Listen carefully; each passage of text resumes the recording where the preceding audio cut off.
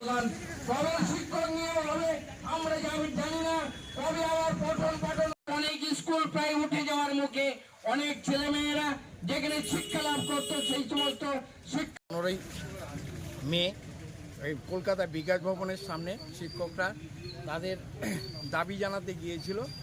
শিক্ষা তাদের চাকরি থেকে কেন বঞ্চিত করা হলো এবং কবে তাদের পুনর্বহাল করবে সেই দাবি জানাতে গিয়ে আমরা লক্ষ্য করলাম সেখানে, এবং যে বিধাননগরের মেয়র তার নেতৃত্বে এবং তিনি তার সঙ্গে আরও যে ঠ্যাঙ্গারা বাহিনী নিয়ে এসে এই শিক্ষকদের শান্তিপূর্ণ শিক্ষকদের আন্দোলনে যেভাবে বেপরোয়া লাঠিপেটা করে আন্দোলনকে ছত্রভঙ্গ করবার চেষ্টা করলেন, তারই প্রতিবাদে আমরা গোটা যে রাজ্য জুড়ে আজকে সমস্ত থানায় থানায় এই বিক্ষোভ আন্দোলনের কর্মসূচি আমরা নিয়েছি।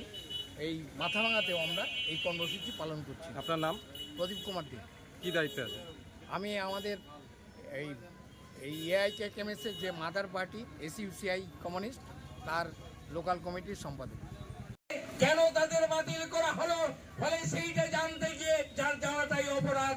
আমরা দেখলাম সেখানকার বিধাননগরের মেয়র সব্যসাচী দত্ত তার নেতৃত্বে এক তৃণমূলের ঠ্যাঙ্গারা বাহিনী নিয়ে গিয়ে এবং পুলিশকে সামনে রেখে যেভাবে এই আমাদের সর্বজন শ্রদ্ধেয় শিক্ষক যারা আজকে যে তাদের নমস্কার মাথায় হেড করতে হয় যে সমস্ত শিক্ষকদের সামনে গিয়ে সেই শিক্ষকদের তারা কিভাবে লাঠিপেটা করলো এবং তাদের হাত ট্যাং ভেঙে দিল, অনেকে মৃত্যুর সঙ্গে পাঞ্জা লড়ছে।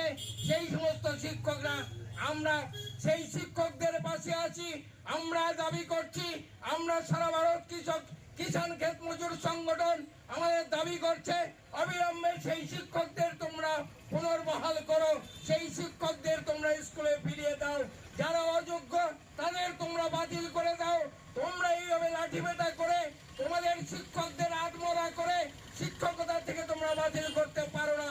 আমরা বলি গোটা সমাজ আজকে কৃষক, শ্রমিক, মেহনতি মানুষ, সর্বস্তরের মানুষ মনে করে যে এই শিক্ষকরা তাদের যোগ্যতার ভিত্তিতে তারা দীর্ঘদিন লড়াই করে পরীক্ষা দিয়ে তারা চাকরি নিয়েছে, তারা 8, 9, 10 বছর ধরে চাকরি করছে, হঠাৎ করে তাদের চাকরি চলে গেল। বন্ধুগণ, সেই সমস্ত পরিবার পরিজনের অবস্থা কি হবে আপনারা একবার ভেবে দেখুন।